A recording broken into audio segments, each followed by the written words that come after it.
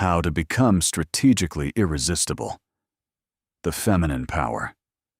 Every court in history has contained the same figure, dressed in different fabrics depending on the century. She is rarely the queen. She is the woman standing slightly behind the throne, and yet somehow every decision the throne makes has passed, invisibly, through her first. History does not build monuments to her. History calls her a mistress, a muse, a scandal, anything to avoid calling her what she actually was: an operator, a student of human weakness who understood, centuries before anyone wrote it down, that the person who appears to want nothing is the person everyone else begins to orbit. The masses believe power is loud. They believe it wears a crown, gives orders, occupies the center of the room. This is the power that gets assassinated.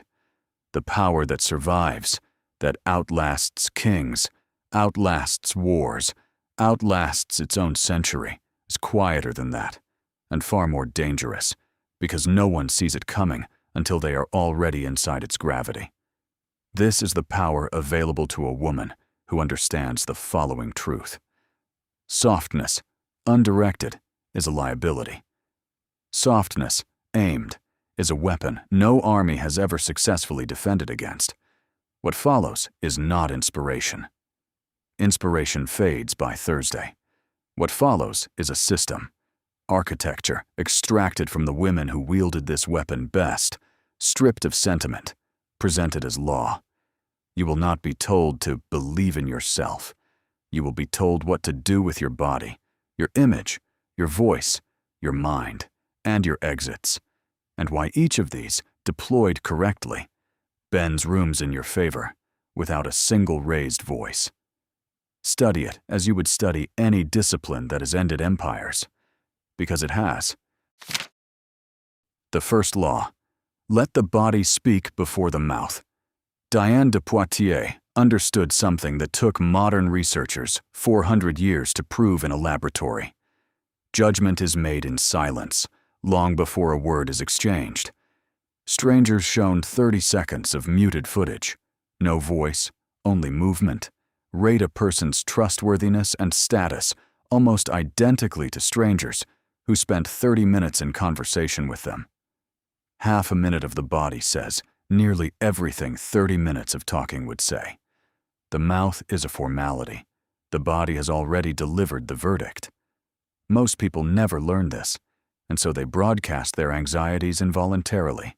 The fidgeting, the phone checking, the constant small adjustments that announce, to anyone paying attention, I am not settled here.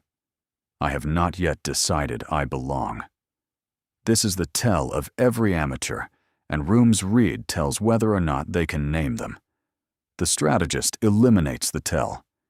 She does not fidget, because fidgeting is confession. She occupies a room the way an occupying army occupies territory, without apology, without the need to perform belonging, because belonging was never in question. Stillness is not the absence of energy. It is energy so contained, it becomes a threat. Pair stillness with tempo, and you have the second half of the law. Every court, every courtship, every negotiation obeys the same ancient hierarchy. The one who moves fastest is the one who wants it most, and the one who wants it most has already surrendered their leverage. This is not sentiment. It is biology, observed across every species that practices selection rather than pursuit. The one being chosen holds still. The one doing the choosing holds even stiller. Whichever party moves like they need something has already told the room who's in charge, and it isn't them.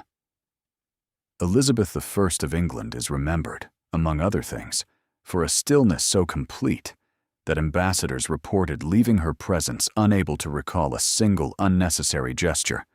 No hand-wringing, no restless shifting, nothing that could be read as doubt. She had every reason to move like a woman under siege, a throne with no heir, a continent of rival monarchs waiting for her to fail. She chose instead to move like a woman who had already won, decades before the outcome was decided. Rooms took their cue from her posture long before they took it from her policy. Govern your eye contact the same way you govern an army's advance, with rhythm, not with force. Hold it long enough to land a point. Release it before it curdles into either submission or aggression. The release is what gives the next glance its power. Unbroken eye contact is a threat that exhausts itself. A strategist never wastes a weapon by leaving it drawn too long. There is a final, subtler layer to this law. The body should never explain itself. An apologetic laugh after taking up space, a shrinking of the shoulders after a bold statement, a habit of touching one's own arm or collarbone as if seeking reassurance. These are corrections issued by a nervous system that has decided, mid-gesture, to retract what it just said. The strategist finishes her gestures the way she finishes her sentences, fully, without walking them back. The second law: never give away your response for free. Every interrogator learns the same secret on their first day. Humans cannot survive silence. Leave a pause open a few seconds longer than comfort allows, and the other party will rush to fill it, usually with more than they meant to give. Most people spend their entire social lives handing out this advantage without a fight. A compliment arrives, and the reflex fires instantly. Gratitude, deflection, reassurance, all before the compliment has even finished landing. A question is asked, and the answer is already halfway out of the mouth before the question is complete. This instant availability feels, to the person doing it, like warmth. To everyone observing, it reads as something else entirely, a person with no price. The strategist installs a delay between stimulus and response, and that delay is where all her power lives. A compliment is met with a slow half-beat before the smile arrives, long enough that the giver briefly wonders if it landed at all. A question is met with consideration before an answer, even when the answer was obvious from the first syllable. The content of the response barely matters. What matters is that it was clearly weighed rather than dispensed automatically, like a vending machine that finally requires a coin. This principle extends past conversation into correspondence, which is where most modern women lose the advantage entirely. A message answered within 90 seconds tells its recipient he occupies the center of your attention, uncontested, at every hour of the day. A message answered when it suits your schedule, with the same warmth but on your own timeline, tells him something closer to the truth of any high-value life, that you were doing something else, and he was not urgent enough to interrupt it. This is not a game invented to torture him. It is simply the accurate transmission of your actual priorities. And the accurate transmission of priorities is, more often than not, what he finds impossible to stop thinking about. Empress Wu Zetian, the only woman to rule China in her own name, rather than as regent, was famous among her court for responses that arrived exactly when she intended them to, never a moment sooner, to satisfy someone else's impatience. Ministers who tried to rush her into a decision learned quickly that urgency applied to her produced the opposite of its intended effect. She metabolized pressure into patience, and patience, displayed publicly enough times, becomes indistinguishable from authority. This is the entire distinction between a woman who is liked and a woman who is wanted. Liked is available on command. Wanted must be waited for. And what must be waited for is, by the oldest law of value in existence, worth more than what arrives on demand. The third law: let your image do the arguing. Coco Chanel did not simply design clothing. She designed a position, cutting away the corsetry of an entire era, and, in doing so, cutting away the argument that women needed permission to move freely through the world. She never delivered a single speech on liberation. She didn't need to. The image did the arguing for her every time a woman put on one of her jackets and felt, for the first time, unshackled. This is the law the masses never grasp about image. It is not decoration. It is pre-verbal argument. Before you speak a single sentence in a room, your image has already made a case about your standards, your discipline, your proximity to power, your taste. Most people leave this case to accident, throwing on whatever is clean, and then wonder why the room decided things about them before they opened their mouths. The strategist never leaves an argument to accident. She curates the case in advance.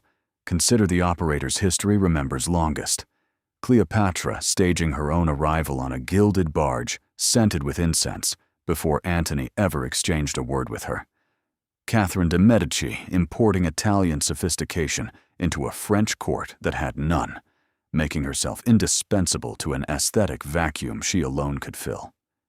Neither woman was necessarily the most beautiful in her court. Both understood something sharper than beauty. Image is a controlled release of information, and the strategist controls exactly what is released and when. This has nothing to do with spending the most money and everything to do with coherence. An image that changes with every mood is read as instability, a person still deciding who she is, which invites others to decide for her. An image that repeats a small number of deliberate signals, a signature color, a particular silhouette, a scent no one else wears, becomes a code. Codes are what people remember when the person has left the room. Consider, too, what image withholds as much as what it reveals. Josephine Baker built an entire public persona from spectacle, and yet those closest to her described a private life, carefully sealed off from the version the public consumed. The performer and the person occupying separate rooms she alone held the keys to. This separation was not dishonesty. It was architecture, a public image potent enough to satisfy curiosity, precise enough to prevent that curiosity from ever being fully answered. The masses dress for the day. The strategist dresses for the memory she intends to leave behind, and reserves an entirely different self for the people who have actually earned it. The fourth law: lower the voice to raise the status. Every recording of a woman who has ever run a room shares one trait more reliably than beauty, wit, or wealth. She speaks slower and lower than the room expects her to. This is not an accident of biology. Pitch and pace are two of the fastest signals the human nervous system uses to sort strangers into hierarchies, and it does this sorting in fractions of a second, well before content is even processed. A high, fast voice reads, correctly in evolutionary terms, as anxious, subordinate, eager to be reassured. A low, unhurried voice reads as a voice that has never had to compete for airtime because it has never doubted it would get it.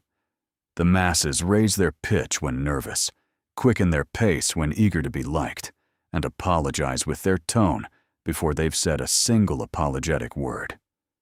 The strategist does the opposite by discipline rather than instinct. She drops her voice half a register when the room gets tense. Not louder, lower, because lower reads as control, and control is the only currency that matters when a room starts to shake. She finishes sentences instead of letting them trail upward into a question mark, because a voice that asks permission at the end of every sentence has already surrendered the floor. Wallis Simpson was mocked in her era for many things, but never for her voice. Low, unhurried, entirely unbothered by an empire's disapproval, and that voice alone convinced a king it was worth an abdication. Nobody abdicates a throne for volume. They abdicate it for gravity. There is a corollary the masses miss entirely. Silence, held at the right moment, is simply the voice's most extreme register. A woman who can let 3 full seconds of quiet sit inside a conversation without rushing to break it has demonstrated more command than an hour of eloquent talking could produce. The strategist treats silence not as a gap to be embarrassed by, but as the lowest, most commanding note her voice can play. The fifth law: desire feeds on uncertainty, never uncertainty. Mata Hari was, by any sober accounting, not the most beautiful woman in Belle Époque Paris. She was, however, the most unresolved, and generals, ministers, and diplomats crossed oceans to remain in the presence of a woman they could never quite finish reading. This was not an accident of mystery. It was engineering. She understood a law the masses still refuse to accept. Certainty kills desire faster than rejection ever could. The human nervous system was not built to crave the predictable. Laboratories studying reward have demonstrated this with a coldness that should embarrass every self-help book written since. Reward delivered on a variable schedule produces more craving, more return behavior, more obsession than reward delivered reliably every single time. A slot machine is not addictive because it pays well. It is addictive because it pays unpredictably. The same circuitry that governs a gambler's late night at a machine governs a man's fixation on a woman he cannot fully map. This is why the masses' instinct, total transparency, constant availability, answering every message within the minute, explaining every feeling in full, is the single fastest way to extinguish a flame. That variable mystery would have kept burning for months. Total disclosure is a reward schedule of 1, predictable, and therefore eventually ignorable. The strategist never lies. She simply never explains everything. She lets some rooms in her stay unlit, not out of coldness, but because she understands that a house with every light on has no mystery left to enter. Scarcity, deployed correctly, is not playing games. It is refusing to hand over the one resource that actually manufactures longing, the unanswered question. A man who has fully solved a woman stops investing in the puzzle. A man who suspects there is one more room he hasn't been shown yet will keep paying rent on the hope of eventually being let in. Extend this principle to time itself. A calendar with visible space in it, offered instantly and entirely, tells a man his access to you is unconditional and therefore uneventful. A calendar that requires him to plan, to wait, to occasionally hear, "I have something already," even when that something is simply an evening reserved for herself, tells him access to you is a resource with limits, and resources with limits are the only ones anyone learns to value. The 6th law. Vulnerability is a currency. Spend it like one. Catherine the Great ruled an empire built on the appearance of total command, and yet those closest to her describe a woman who knew precisely when to let a single crack show, a flash of doubt, a rare confession of fatigue, always to the right person, always at the moment it would be received as intimacy rather than weakness. She never confused vulnerability with exposure. Exposure is unstrategic. It hands your interior over to anyone standing nearby, indiscriminately, and dilutes its value with every repetition. Vulnerability, used as law, is a scarce and deliberate gift, given to the person whose loyalty you are trying to secure. At the precise moment, it will bind them to you rather than simply inform them about you. The masses confuse constant openness with emotional intelligence. It is the opposite. A woman who shares every anxiety with every person she meets has not built intimacy. She has built a queue. Intimacy requires selection. The strategist chooses her moment of softness, the way a general chooses the ground for a single, decisive battle. Rarely, and only where the terrain guarantees the outcome she wants. When she finally lets someone see the unguarded version of her, it lands with the full weight of everything that was withheld before it. And that weight is what people mistake for falling in love. Often, it is simply the physics of scarcity, applied to the heart instead of the market. There is a timing to this that matters more than the content of the disclosure itself. Offered too early, vulnerability reads as oversharing, A stranger handing over a key to a house he hasn't earned the address of yet. Offered too late, it reads as coldness that never thaws, and the relationship calcifies into something transactional before warmth is ever permitted in. The strategist watches for the specific moment when a man has already demonstrated, through consistency, through effort, through the small, unglamorous proofs of reliability, that he can be trusted with something real. Only then does the crack appear. And because it appeared only once, only for him, he will remember it as the night everything changed, when in fact, it was simply the moment the terrain was finally right. The seventh law. Let them chase the frame, not just the woman.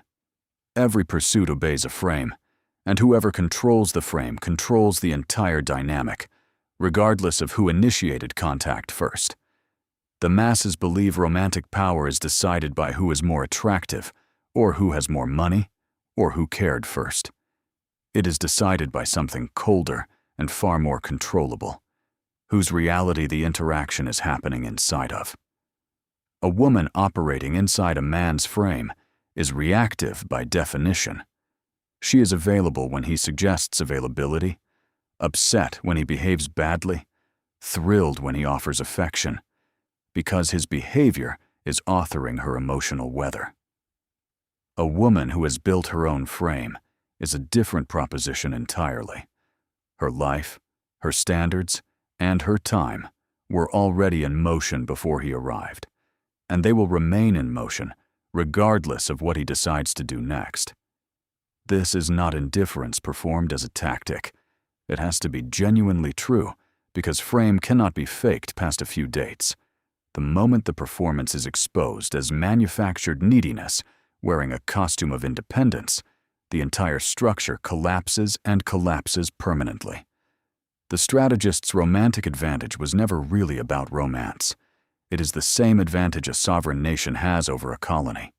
She was never dependent on the relationship's approval to know who she was before it began. A man does not chase a woman who needs him to complete a story.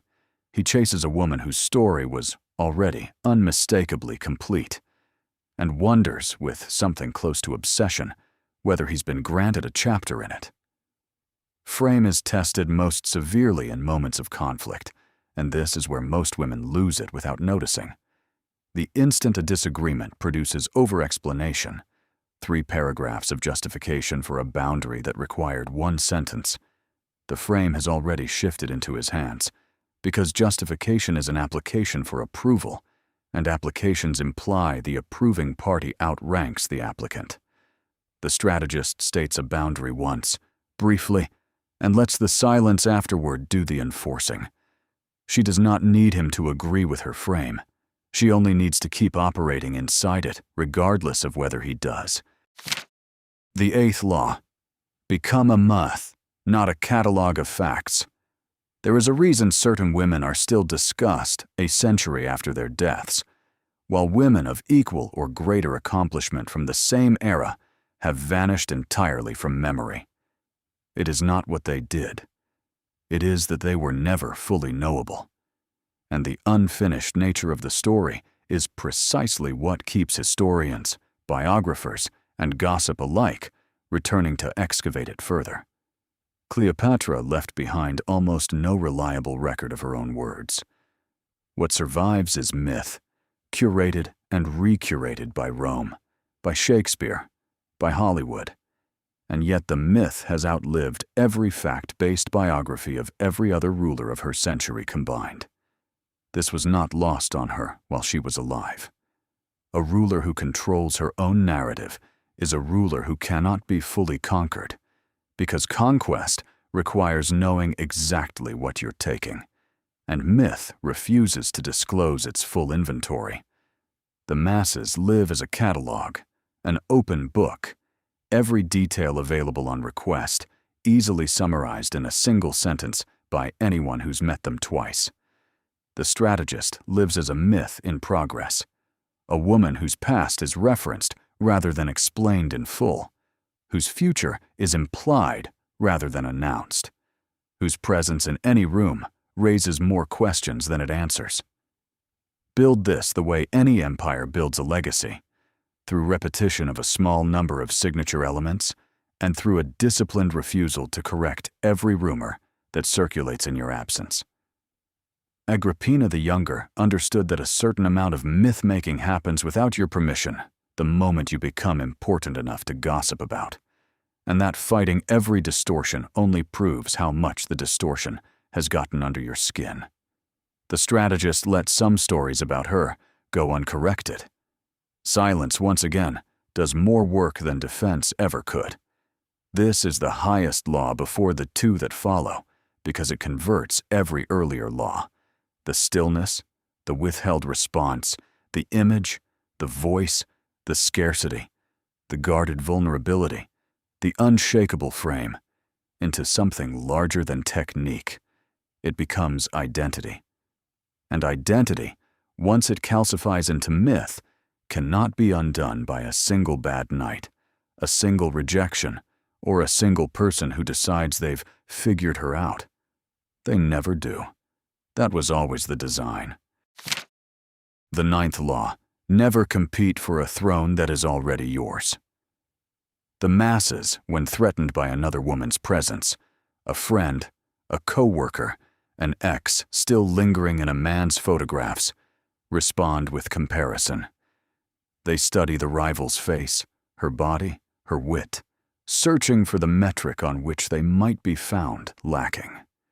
This instinct feels like vigilance.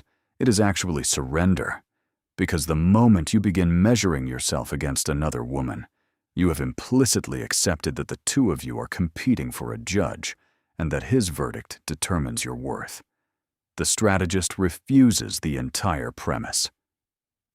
Empress Josephine, famously unthreatened by the parade of younger women in Napoleon's orbit, was reported by his own staff to treat rivals not with hostility, but with something closer to bored amusement, as though the comparison being invited was simply beneath the category she occupied. This was not naivety about the threat. It was a refusal to enter a contest that by its very existence cheapens the prize for whoever wins it. A man who must be won in a competition against other women was never securely yours to begin with, and winning that competition does not fix the underlying insecurity of his attention. It simply postpones the next one. Abundance is not a mood to be faked in the moment jealousy strikes. It is a structural fact, built long before that moment arrives.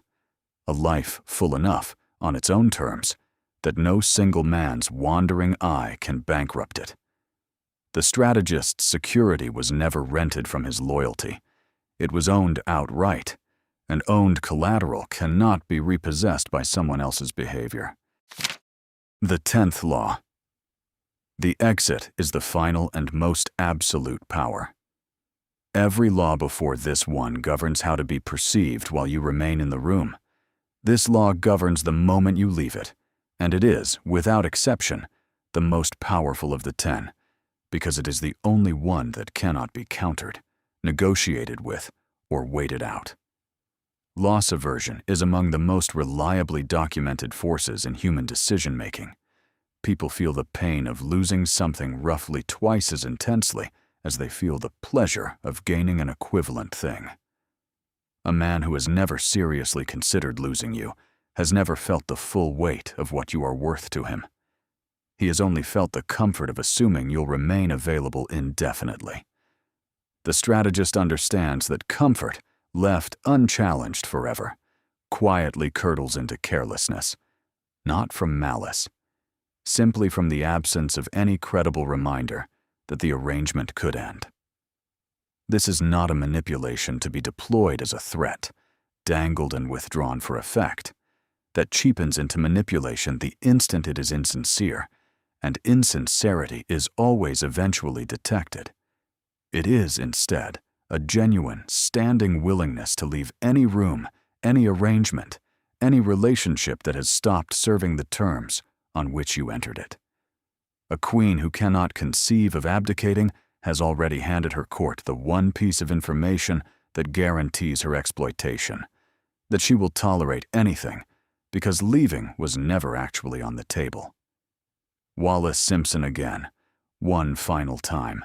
Her power was never that a king abdicated for her.